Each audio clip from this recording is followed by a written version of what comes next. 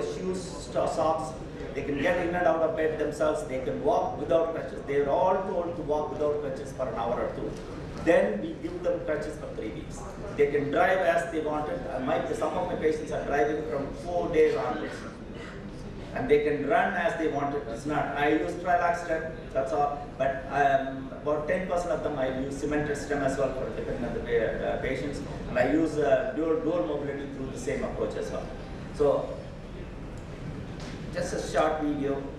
The incision is always flex the hip, the drawing. You can use 1/3 beyond the line joining the antidiscipated iliac spine to the tip of the fibula head. And you can use any length of this incision. It's not normally for female 3-inch incision, for male it's 4 inches. It's the easiest approach for female. Male it's tough because it's muscle. It's a muscular guys are difficult. Just a normal remus. It's not even a, and you can do it just without any assistant as well. If you can just tie that inferior retractor to a table or a thigh, you can do it without assistant as well. The first few, I would recommend X-ray control both for aging as well as couples. Because particularly if you are not a supine surgeon, hip replacement surgeon, you need to get used to the orientation of the cup and the version, all those things. And you can see that in the transverse scapular ligament, most of the times for smaller cups, I take out the transverse scapular ligament because the cup sees better without transverse ligament. Femoral, it's never, femoral approach, femoral exposure is never proper. I can tell you that because I have revision through this approach. And the revision scarred femur, you can release it and bring it up.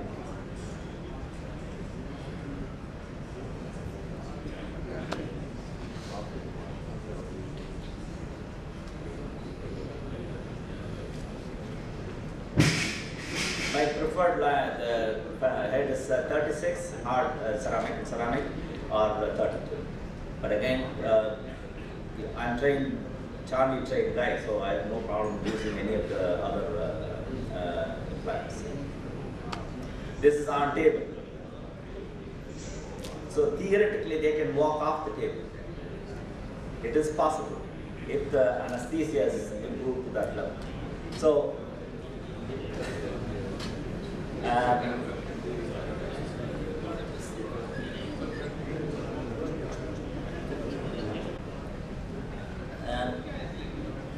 That's down. This is another advantage with the direct anterior approach. You can check the leg length exactly. And if you're still concerned, paranoid about it, get an X-ray and you can still do the because patient are in supine position and you can do all sorts of checking during the this itself is an extra. So you have definitely two advantages. Dislocation is very, very minimal, nearly nil, and leg length inequality. You can eliminate leg length inequality with this approach.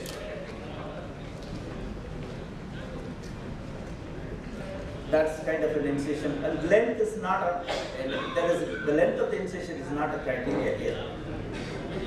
And most of the time, you will always get neutral alignment. That is never a problem because, as you can see, there is nothing stopping you to preparing the femur in any other way. I just show you some of the videos. And post-operative instructions, literally nil, zero of the post-operative of these patients. I do all my hip replacement through this approach, through bikini approach. All of them can be mobilized within 4 hours. They can put on their shoes, socks. They can get in and out of bed themselves. They can walk without crutches. They are all told to walk without crutches for an hour or two. Then we give them crutches for 3 weeks. They can drive as they wanted. Some of my patients are driving from 4 days onwards. And they can run as they wanted. It's not, I use trilax stem, that's all. But about 10% of them I use cemented stem as well for depending on the patients. And I use dual mobility through the same approach as well. So, just a short video. The incision is always flex the hip, the drawing. You can use 1/3 beyond the line joining the antidiscipated iliac spine to the tip of the fibula head. and you can use any length of this incision. It's not normally for female 3-inch incision, for male it's 4 inches. It's the easiest approach for female. Male it's tough because it's it's a muscular guys are difficult. Just a normal remus. It's not even and you can do it just without any assistant as well. If you can just tie that inferior retractor to a table or a thigh, you can do it without assistant as well. The first few, I would recommend X-ray control both for aging as well as couples. Because particularly if you are not a supine surgeon, a hip replacement surgeon, you need to get used to the orientation of the cup and the version, all those things. And you can see that in the transverse scapular ligament, most of the times for smaller cups, I take out the transverse scapular ligament because the cup sees better without transverse ligament. Femoral, it's never, femoral approach, femoral exposure is never a problem. I can tell you that because I have revision through this approach. And the revision scarred femur, you can release it and bring it up.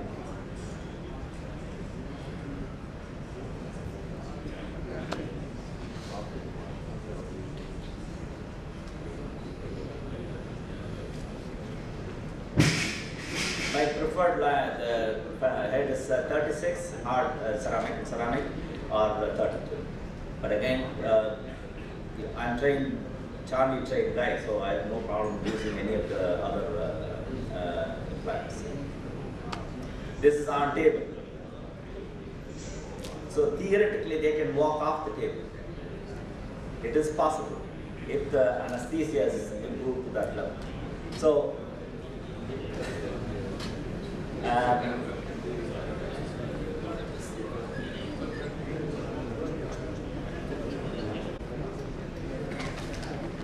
My own series, I'm doing it from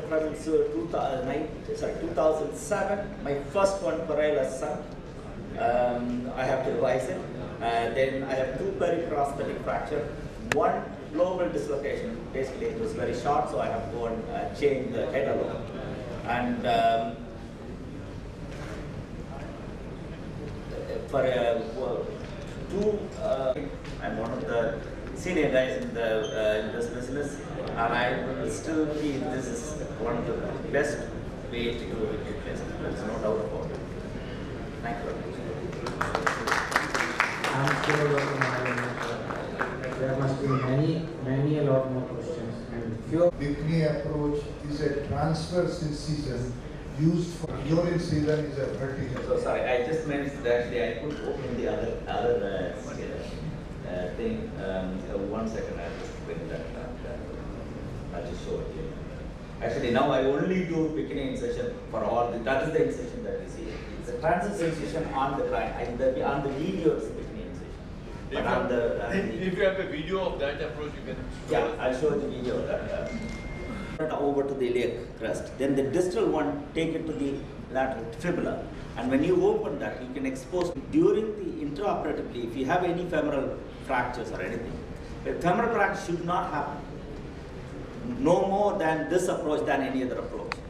Because you can't introduce the stem or brooches without a proper release. Then you have abandonment. I mean, you cannot introduce the brooch. And if you introduce, you're splintering the greater trochanter. And release is always, you can actually deliver it very, very well. And even if you're in trouble, you take out the tendinous portion of the TFL, then you have a really direct approach to the femur. I'll just show you that people will walk exactly the same. It's not a problem. Okay, but the other, like leg length inequality, it's very, very difficult unless you are stable. You're experienced, very experienced surgeon. It's very difficult to carve leg length. Leg length inequality replacement. He can put on his shoes, socks.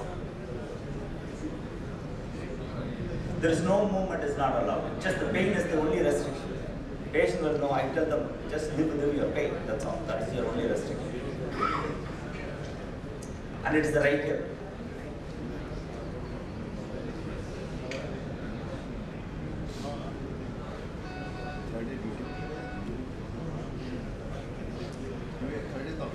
My pain management is exactly the same. You know, I use the spinal anesthetic, the preemptive anesthesia, then local infiltration. Before I do a capsulotomy, I inject the local anesthetic and adrenaline into the capsule, leave it for a minute before I take the capsule off. So when you do it, your stomach is completely blood free. You know, and coagulate the supromedial part of the fovea, then that blood vessel is stopped. Then you acetabular at least until cancellous bone starts bleeding. It's bloodless. This is 82-year-old lady. Morning after leftover replacement. So what I'm saying is, see, there's no post-operative problem after this approach. So it takes extra 20 minutes. The approach has got nothing to do with your hip replacement. And you do all cemented. Cemented is actually much easier to do this approach. And my feeling is, I grew up here, and I know how, and she's not in, she's very comfortable. I have no fear of she's going to do any damage to my hip. That's what I'm saying. You can't do that with any other approach. Excuse me, if you have to revise a hip which was done through all my ASRs are through posterior approach. I'm 45, at least 30 of them I revised through the direct. And it's actually better to do it through direct. So we have a tissue plate. I have some slides on the ASR divisional cases as well. So this is the approach you get after the beginning. So I use a soft tissue. You can have a 360 view of the scalp. That's the cup introduction. After the cup introduction, you can see everything. That is the stem in situ. So you can see posterior border. When your stem is parallel with your posterior border, you can see the tip. If you don't feel and see the tip of the greater trochanter, then your release is not enough. And you can actually release everything at the back as well. I know theoretically you're doing the same posterior approach from the front, but if you have done that, yes, I have done it during my time, earlier time, yes, I have released because I'm halfway through, I'm not going to say yes. The release you learn by bit by bit. My two periprosthetic fractures happened after 3 weeks. They fell at home. Again, 30 days readmission for periprosthetic fracture is an intraoperative complication, operative complication, not a fall. But I know femoral stem fracture because of the approach. And I moved them straight away. So theoretically, I'm not putting a. Take your time. They're not capable of the walkers. They've never had expectation. And which you don't see that in any other approaches.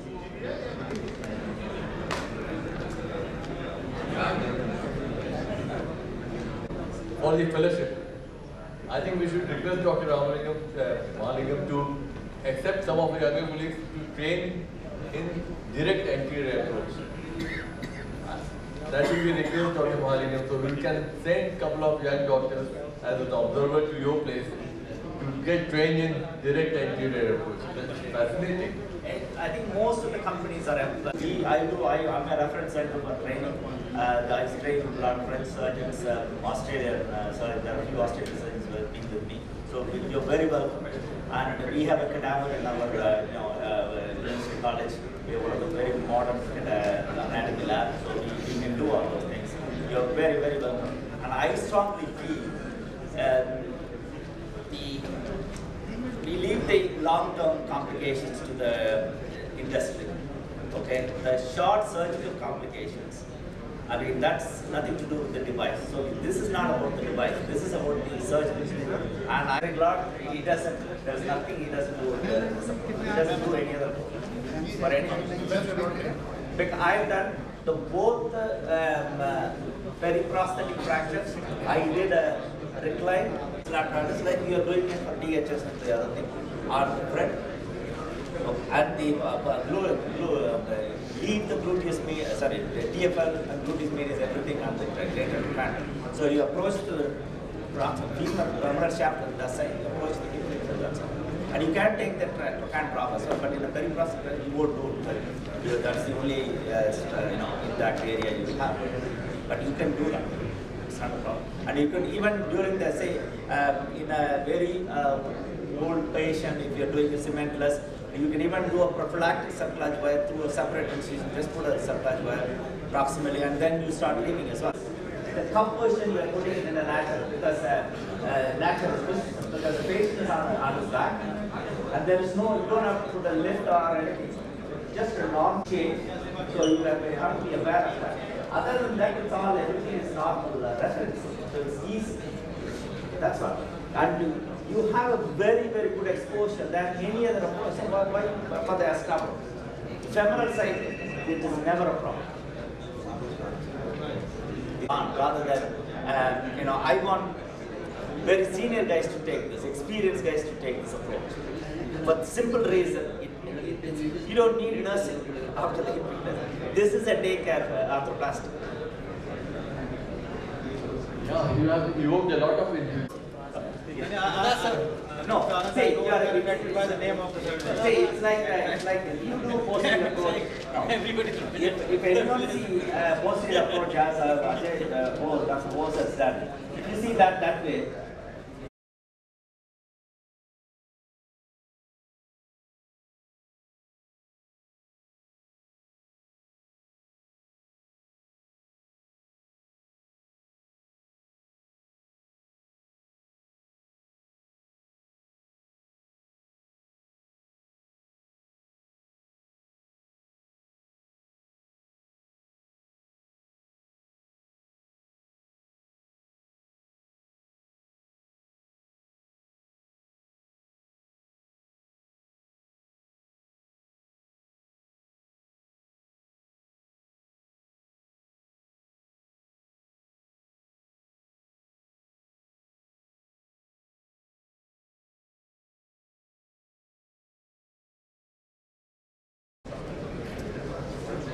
If I do, actually, it's pity that I moved from cemented to cementless. If I'm doing cemented, I will let them drive next day.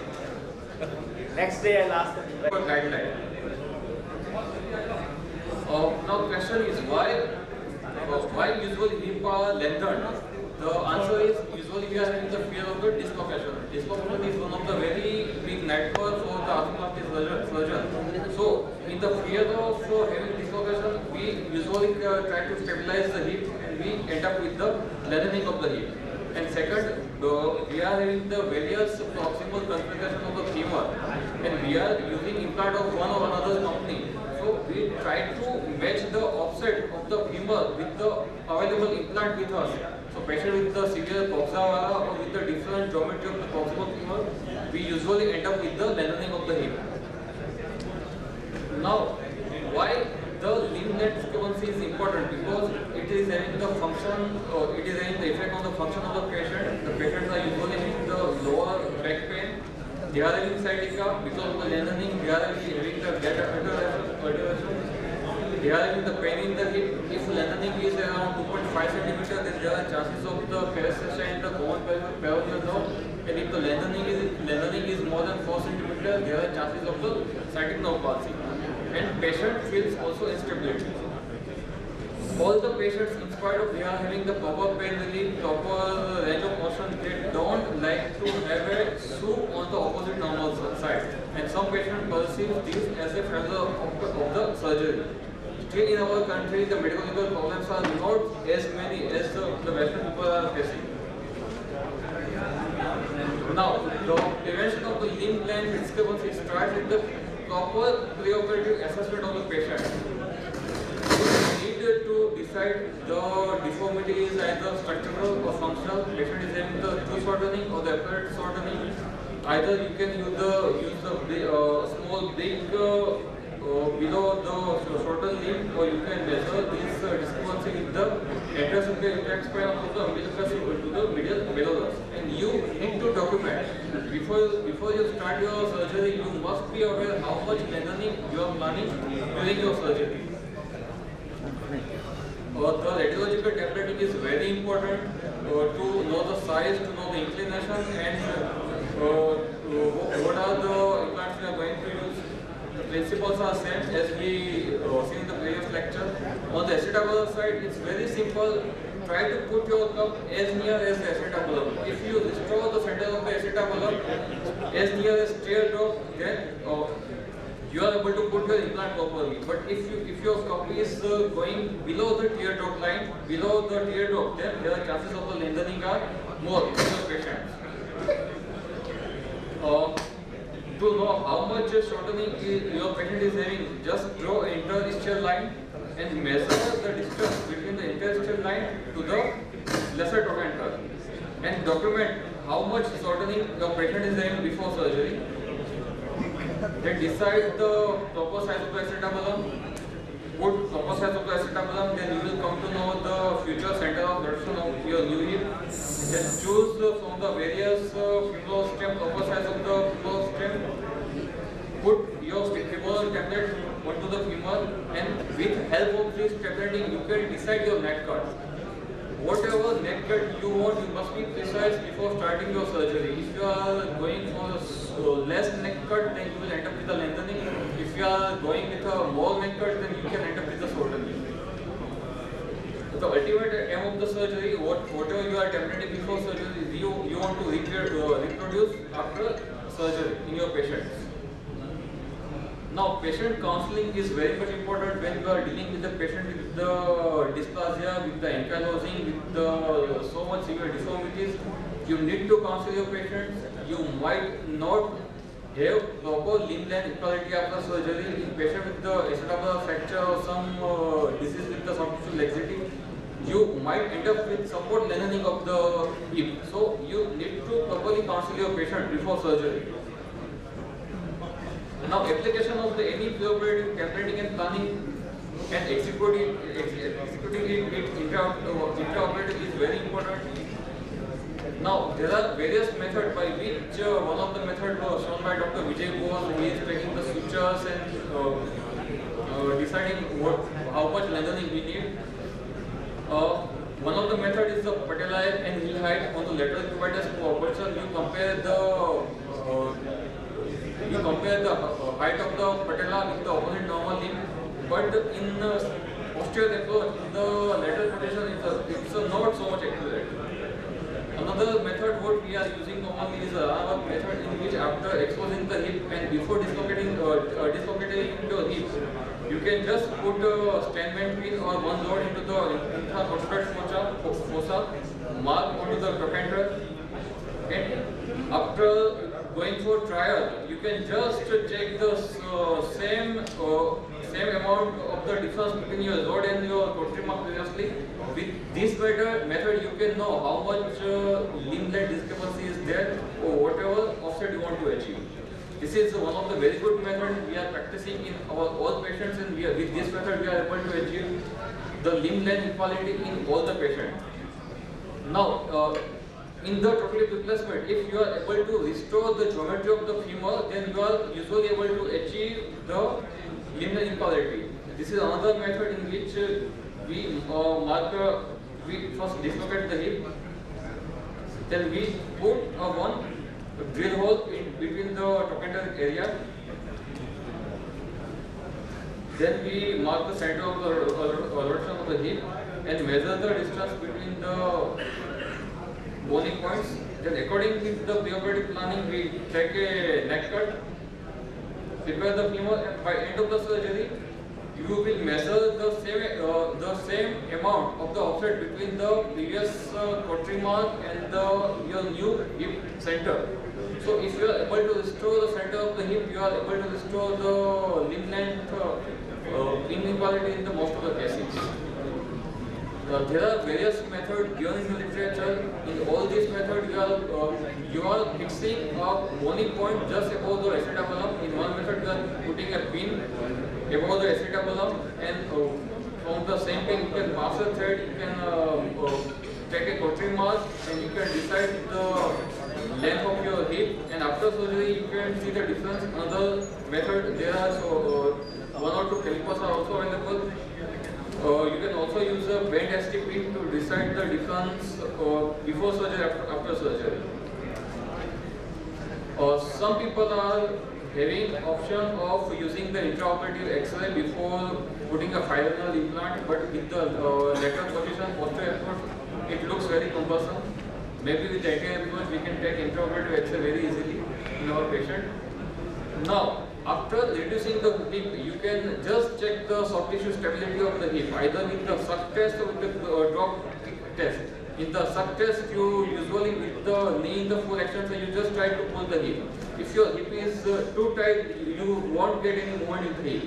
In the drop kick test, when you extend your hip, put the knee in the flexion and try to extend your hip. If your hip is too tight, then your knee will extend. This indicates some sort of the lengthening of your hip, but all the methods are dependent on the surgeon's observation, on the intraoperative anesthesia. So, to choose a particular boning method is better than the soft tissue balancing method on table. These are a few of the cases we are able to achieve limb length discrepancy. Now, what happens if your patient is having the limb length inequality after surgery? If your patient is having the limb length discrepancy, then you have to decide your limb length discrepancy is either functional or structural. If functional, then just continue with the exercise for 6 months. If it's less than 10 mm, you are not supposed to give them complication. Dr. Ranawat has shown is one paper. Most of these functional limb length discrepancies, they usually get corrected after surgery. But if your patient is having a structural limb length discrepancy, means you have elderly length. If it is less than 10 mm, give compensation, continue physio. But if it is more than 10 mm, and if your patient is symptomatic, then you need to re-evaluate your hip. These are a couple of examples. Patient with the fairly complicated. By end of the 3 months, you are able to achieve correction of the deformities. Even patient with the severe deformities, by end of 3 to 4 months with the physio, you are able to achieve the correction of the obliquity in the most of the patients. Even patient with the fusion of the hip, you are able to achieve proper limb length equality if you follow the same steps in your surgery. But patient with the functional or the structural changes in the lumbosacral region, just like the ankylosing hip, even after achieving proper limb length equality on table, these patients they do not get limb length equality after surgery. They are having either equivalent shortening or equivalent lengthening on one side. So it's very important to counsel your patient before surgery what they are going to have after surgery. In summary, appropriate preoperative planning and patient education is must. Achieving pain relief and the improving stability take preceding over restoring the limb length in patient. Combined use of the templating to predict the necessary length, correction and plan the femoral neck osteotomy, they will help to achieve your proper limb length equality. Any of the intraoperative method, either with the Ranawat method or with restoring the femoral offset or with just method solved by Dr. Vijay post suture technique, you must use one or two techniques. Obtain correct center of rotation or orientation of the component is very important because limb length is a very good combination of the proper version, proper achieving offset and everything. Thank you.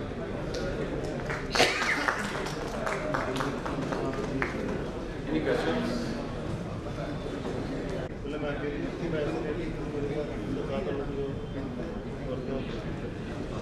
Any questions?